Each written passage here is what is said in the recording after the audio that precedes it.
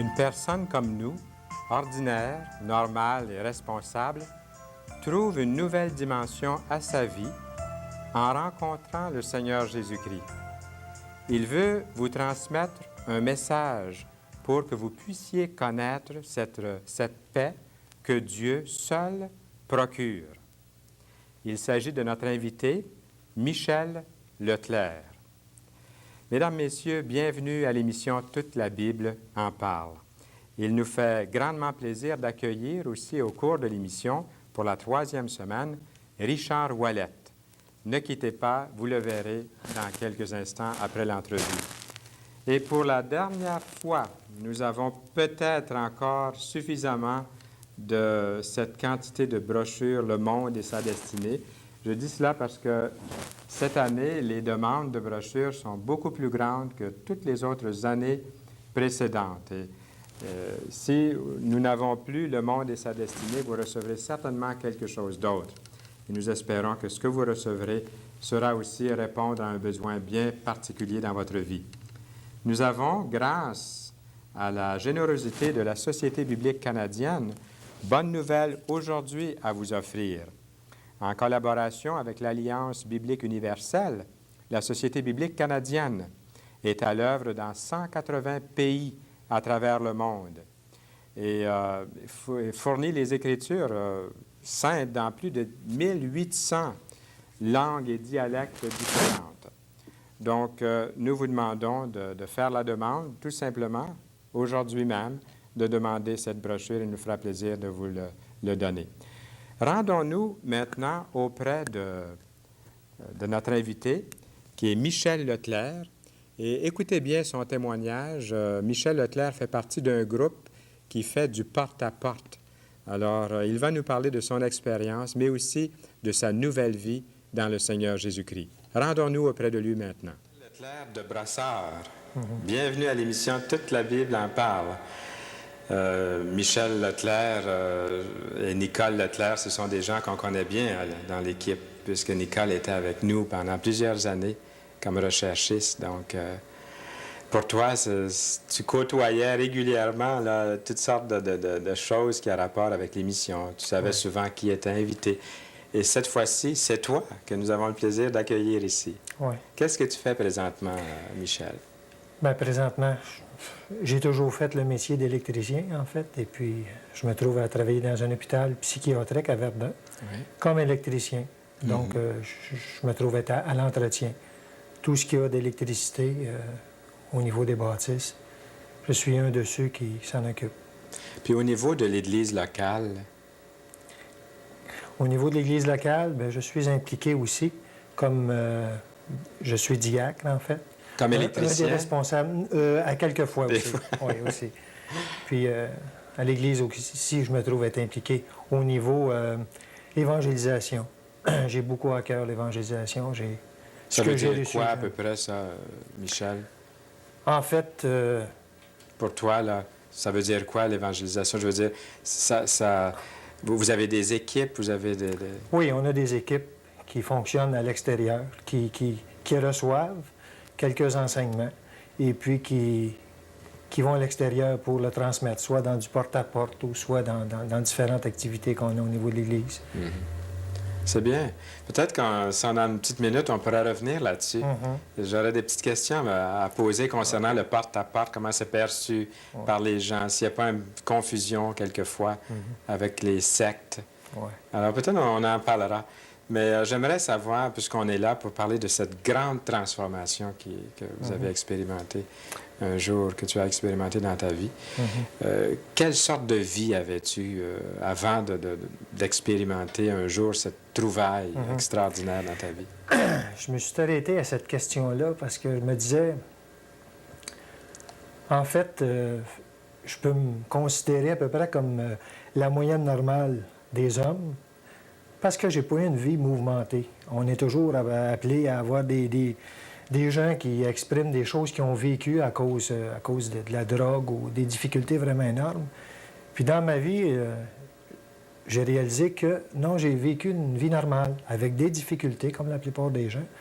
Mais par contre, rien d'extraordinaire s'est produit. Donc, je peux dire que ça s'est passé à la légère. J'étais une personne active, je suis encore une personne active, responsable, je suis encore responsable. Et puis, je me rappelle, ma mère, elle me disait toujours que j'avais été un enfant modèle. Je ne sais pas si on peut dire ça, là, les modèles, mais quand même, elle m'a toujours pris pour un enfant modèle. Et puis, j'ai fait différentes activités, du louveteau, du scoutisme. J'ai fait différentes activités. Donc, j'étais touché à quelques occasions de ma vie comme face à Dieu. Mais rien de concret. Toujours des choses lointaines. Jamais d'approche personnelle. Et puis, c'est un peu ce qui m'a amené à réfléchir parce qu'à cause de mes activités, ce qui s'est produit dans ma vie, c'est que j'ai été obligé d'arrêter lors d'un accident de travail. Et puis, cet accident de travail m'a amené à faire la planche, comme on dit, à rester inactif. Moi, que j'étais tellement actif que je prenais même pas le temps de lire. Et puis, à ce moment-là, j'ai été obligé de commencer à lire. Je lisais. Bien, on peut dire que là, c'était un événement quand même dans ta vie. Oui. Ça venait de briser, De peut-être. couper. De couper, parce que là, toi, tu t'attendais peut-être à quelque chose de spectaculaire. Comme... C'est ça. Mais là, c'est quand même, ça, c'était là une Ça l'a coupure. coupé complètement. Ouais. Là, ouais. Qu'est-ce qui s'est produit à cause de ça ou par après? À cause de ça, j'ai commencé à lire certains livres. Et puis, justement, le livre que je lisais, c'était un deuxième livre que ma sœur m'avait remis. Parce que j'étais... je peux aller loin avec ça, c'est que des fois, c'est un cheminement. Dans mon cas, c'est un cheminement graduel. J'ai été élevé dans une famille où l'argent était vraiment difficile à gagner. Et puis, mes parents ont toujours été obligés de travailler de peine et de misère pour vivre, en fin de compte, avoir ce qu'ils avaient. Et puis, ça m'a toujours marqué. Ça m'a amené vraiment à être actif, à avoir un désir sur ce côté-là, d'être à l'aise, de faire un cheminement vraiment à l'aise pour m'asseoir un peu sur des bénéfices. Et puis, je pense que c'est la majorité des gens au niveau nord-américain parce que c'est un peu une idée qui est émise. On doit réussir. Et puis, c'est ça qui m'a touché. Le fait de réussir, j'arrivais jamais au bout de cette réussite-là. Il y avait toujours quelque chose que je voulais aller encore plus loin, puis c'était toujours de plus en plus loin. Et puis, le fait de prendre conscience, c'est ce que j'ai pris, en fait, conscience, le temps que j'ai été inactif. Et puis, j'étais en train de lire un livre qui parlait complètement de d'autres choses. Et puis, moi, je ne m'étais jamais arrêté que mon besoin était spirituel. Moi, je faisais des choses normales. Comme la plupart des gens, on ne pense pas tellement au spirituel. Non, on ne s'arrête pas à penser à ça. Puis je me disais, ben pourquoi? Et puis je m'en allais avec ça. Qu'est-ce qui s'est produit? Dans le livre en question que je lisais, il me disait, ben Michel, fais-toi-en pas. Tu n'as pas besoin de t'en faire. Tu vas avoir d'autres vies. Et puis ces vies-là vont t'amener à vraiment avoir une amélioration. Ah, c'était un livre sur Sur la réincarnation. La réincarnation. Oui. Mais c'est ça, c'est que le livre nous emmène toujours à... Il y avait la question spirituelle. La question spirituelle qui était là, qui se posait. Et puis, je me suis arrêté à ça. Et puis, cette question-là m'a vraiment saisi. Puis, j'ai dit non, ça se peut pas que j'aille à attendre si longtemps que ça. Il y a quelque chose. Je me rappelle, étant plus jeune, j'avais déjà posé une question à Dieu où est-ce que j'avais des difficultés, parce que lors de l'adolescence, la plupart des jeunes ont des difficultés. Puis j'y avais posé cette question-là, pourquoi est-ce que je regardais les étoiles et puis je me disais, bien, si tu existes, il doit y avoir une façon vraiment de rentrer en communication avec toi. Ben oui. Pourtant, j'étais, au travers de tout ça, interpellé. Je voyais des gens, mais il n'y a rien qui se passait. Puis cette journée-là, on dirait que Dieu a ouvert comme une fenêtre. Et puis, il m'a révélé l'amour, son amour, que je ne m'attendais pas du tout. Il y a quelque chose qui s'est passé. Je ne peux vraiment pas expliquer ce qui s'est passé. Même pas expliquer ce que c'était, mais tu savais qu'il te révélait son amour. Je savais là, que Dieu, dans sa miséricorde, il me faisait goûter un peu son amour. Je ne pouvais pas attendre à une autre vie pour être bon, meilleur. Et puis, je disais, bien, écoute, il faut vraiment que ça soit de la vie présente. je veux que ça change, je veux qu'il y ait quelque chose, parce que cette soif intérieure de toujours le fait de la réussite, ça m'avait créé des difficultés au niveau de la famille, au niveau social. Parce que ce désir de réussir, d'un autre côté, j'étais agressif envers les autres. J'étais comme une personne qui, comment je pourrais bien expliquer ça, porté à les écraser, porté à les envier, Pour pouvoir porté à avoir de parvenir. la haine, pour pouvoir... Puis je ne pouvais pas combattre ça. C'était quelque chose qui était là, et puis il fallait que ça sorte. Et puis cette journée-là, il y a quelque chose qui s'est passé. Quoi exactement? Ça l'a changé. Dieu m'a mis sur une piste. Parce que je lui avais demandé une piste étant plus jeune. Il était en train de se révéler à toi. C'était vraiment peut-être, je peux mentionner ça, peut-être une quinzaine ou vingtaine d'années auparavant. Donc, c'est comme encouragement, je veux dire, aux gens qui écoutent, et puis de voir que Dieu n'est pas mort, Dieu est un Dieu vivant, et qui veut se révéler. Des fois, c'est nous qui pensons qu'il doit se révéler d'une certaine façon, mais on ne s'attend jamais à la façon qu'il se révèle. Donc, dans mon cas, c'était ça. Ça, c'était un premier cheminement. Quelques mois plus tard, il y avait un de mes amis, un de mes anciens voisins que j'avais rencontré au travers de ce cheminement-là. Et puis, il m'a emmené dans un endroit où la parole de Dieu était annoncée, d'un côté, et où on pouvait la partager. Et puis, ça m'a vraiment fait du bien. On a eu des chants, il y a eu quelques cantiques, et puis, au travers de ces chants-là, c'est là que j'ai rencontré Jésus-Christ pour la première fois. En fait, ces chants-là étaient tellement... révélaient ce que Jésus était venu faire, son ministère. Quelle était cette relation que lui avait avec le Père pour que nous puissions avoir cette même relation avec lui. Et puis, c'est à ce moment-là que vraiment mon cœur était saisi. J'avais intellectuellement peut-être saisi certaines choses, mais du fond du cœur, je ne l'avais pas saisi. Et puis, c'est là que ça s'est produit. Donc, tout ça, c'est un cheminement assez long, mais j'ai pris un engagement. Ce jour-là, à la réunion. Oui, ce jour-là, réunion. C'est arrivé comme ça. Et puis, c'était un cheminement lent. Ton cœur s'est ouvert au Seigneur. Oui, à Jésus. Puis tu as eu cette assurance qui est Cette venue. paix. J'avais eu la Cette paix paix. au moment où je l'avais faite parce que j'avais connu l'amour de Dieu. Mais je n'avais pas connu quel était l'intermédiaire pour vraiment avoir cette relation. C'est pour ça que je voudrais vous partager un verset. Prends tout le temps que tu veux pour partager, Oui, Michel. oui. En fait, c'est un verset qu'on emploie souvent qui dit, c'est ça, « Dès que quelqu'un est uni au Christ, il est un être nouveau. Oui. Ce qui est ancien a disparu, ce qui est nouveau est là. Tout cela vient de Dieu qui nous a réconciliés avec lui par Christ. » Donc, ce verset-là, je l'ai vécu. En fin de compte, j'ai eu ce premier contact-là avec un Dieu d'amour et qui m'a amené à connaître quel était l'intermédiaire pour vraiment arriver à le saisir, lui. Vraiment. Et puis, Jésus, c'est ce qu'il a C'est fait pour moi. l'intermédiaire. C'est l'intermédiaire. Ah, oui.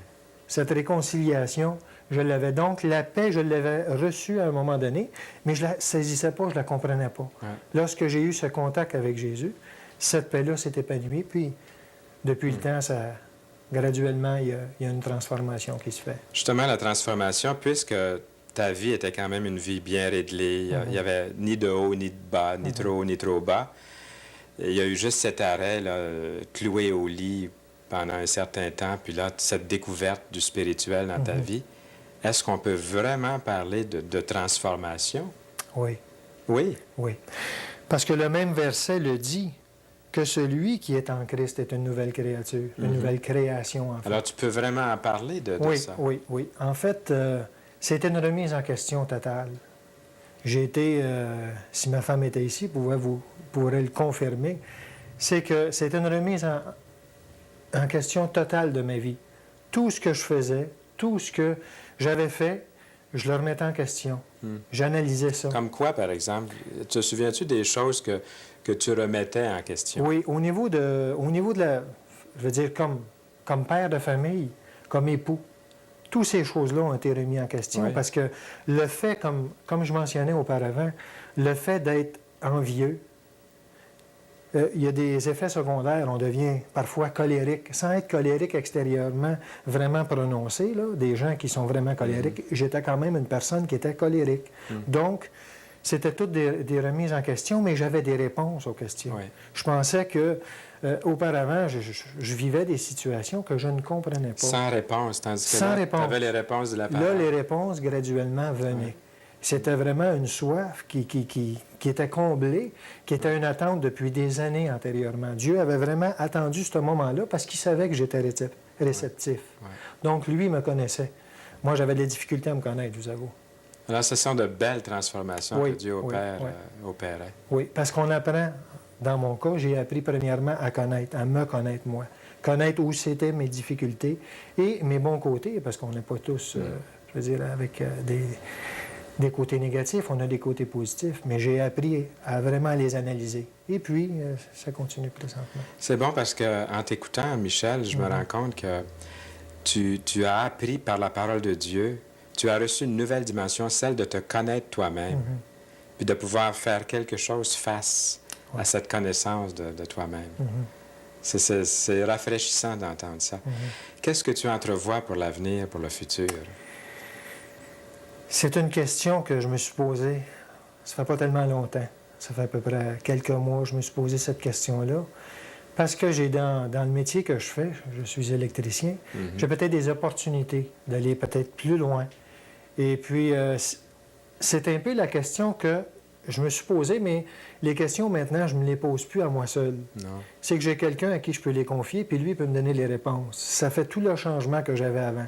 Avant, j'avais des points d'interrogation, mais par contre, il restait là au niveau d'essayer de les comprendre selon ce que les autres vivaient. Maintenant, c'est pas selon ce que les autres vivent, c'est selon ce que moi je vis, selon ce que le cheminement. Puis c'est un cheminement avec Dieu que je fais. Donc, je lui repose la question, qu'est-ce que toi tu veux que je fasse? Et puis j'attends toujours sa réponse. Parce dans la vie nord-américaine, on a différentes facettes. On peut utiliser... en fait, si je décide de moi-même, avec des capacités, aujourd'hui, une personne peut faire beaucoup de choses. Mais par contre, ça va toujours rester au milieu de ce que lui veut faire. Moi, ce n'est pas mon cas présentement. Avec cette connaissance, avec cette joie que j'ai appris, cette paix, je veux continuer à marcher avec la paix. Donc, pour être en paix, je vais demander à Dieu, lui, ce que lui veut que je fasse. Ça fera peut-être pas mon affaire, la réponse qu'il va me donner, mais par contre, lui sait ce que j'ai de besoin. Donc, je vais marcher selon sa réponse à lui. Pour l'avenir. Pour l'avenir. Mais est-ce que le Seigneur n'a pas mis quand même dans ton cœur un petit désir? Qu'est-ce que tu aimerais faire pour le Seigneur? Quelquefois, il nous donne un petit peu, il nous met l'eau à la bouche quand même. Oui, je suis, comme je vous disais tout à l'heure, je suis impliqué au niveau de l'évangélisation. Et puis, la suite du verset qui est mentionné ici, ce que je mentionnais tout à l'heure, en fin de compte, c'est tout cela vient de Dieu qui nous a réconciliés avec lui par Christ et qui nous a confié la tâche d'amener d'autres hommes à être réconciliés avec lui. Donc, ce que le Seigneur m'avait transmis, cette joie, cette paix, c'est plus fort que moi, je dois la transmettre. Et puis, je pense que c'est pas seulement le ministère d'une personne, c'est le ministère de tout chrétien et qui a vraiment goûté à cette joie. C'est plus fort que nous, on doit la transmettre. Et puis, Michel, déjà, tu as merveilleusement commencé. Et puis, en plus, avec l'émission d'aujourd'hui. Ouais. Que le Seigneur te bénisse abondamment pour sa plus grande gloire. Merci d'avoir été ici. Merci. C'était Michel Leclerc.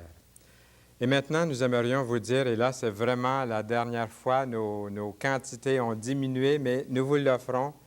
Et si vous ne recevez pas le monde et sa destinée, nous aurons sûrement quelque chose d'autre qui va remplacer cette brochure si nous n'avons plus les stocks nécessaires. Et nous avons quand même une bonne quantité de bonnes nouvelles aujourd'hui et vous pouvez faire la demande de bonnes nouvelles aujourd'hui immédiatement, pendant l'émission. Ne tardez pas. Appelez à l'un de ces numéros qui passent au bas de l'écran et demandez « Bonne nouvelle aujourd'hui » et « Le monde et sa destinée ».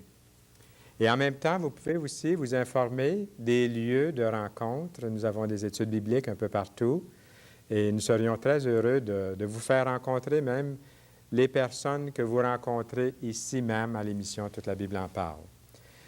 Nous avons des études bibliques, des rencontres de prière, et même si vous avez des sujets de prière, nous croyons dans la puissance de la prière et Dieu répond aux prières.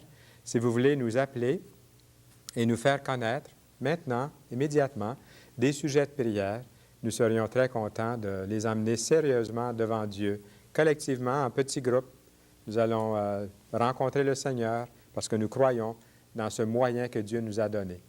Et il serait bon de voir dans votre propre vie comment Dieu travaille, comment il répond aussi à vos propres prières. Nous vous invitons donc de faire la demande de ces choses-là, de nous faire connaître vos questions et vos remarques, vos commentaires. Bien, cette fois-ci, Richard est là, il est tout prêt. Et merci beaucoup, Richard, d'avoir été des nôtres. Il va nous parler du Fils unique de Dieu, car Dieu a tant aimé le monde qu'il a donné son Fils unique. Nous écoutons Richard Ouellette. Ô Fils unique de Dieu, reçois tout notre hommage, remplis nos cœurs, guéris nos yeux, guide notre pèlerinage.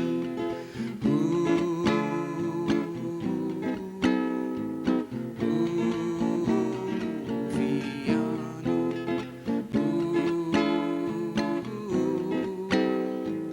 Vis en nous.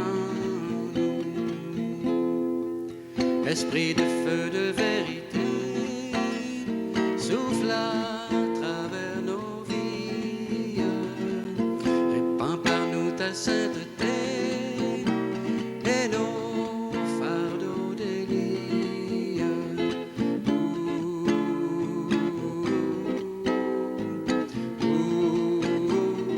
Brûle en nous.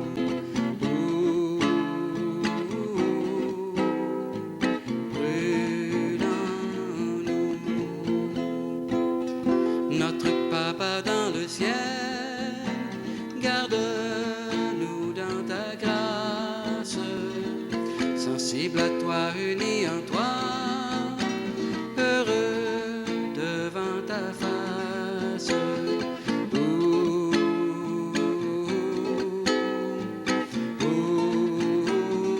Règne en nous.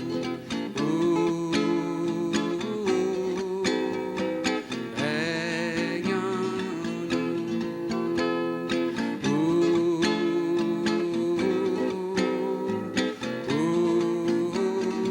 Vis en nous. Vis en nous.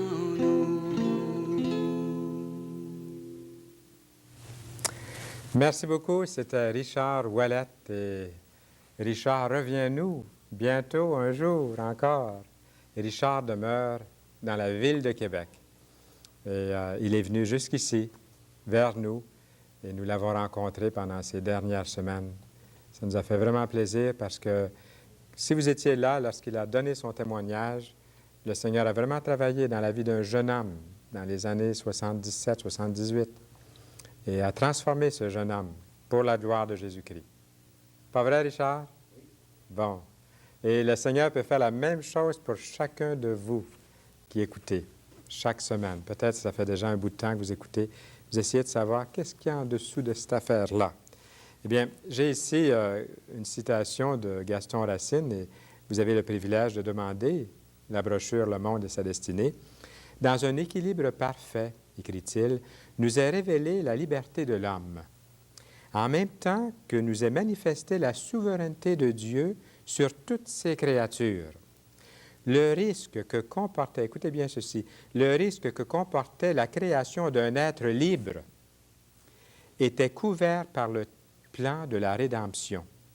En cas de chute, de mauvais choix, Dieu relèverait l'homme pécheur, l'attirerait à lui par la révélation d'un amour plus grand que celui qui donne, l'amour qui se donne.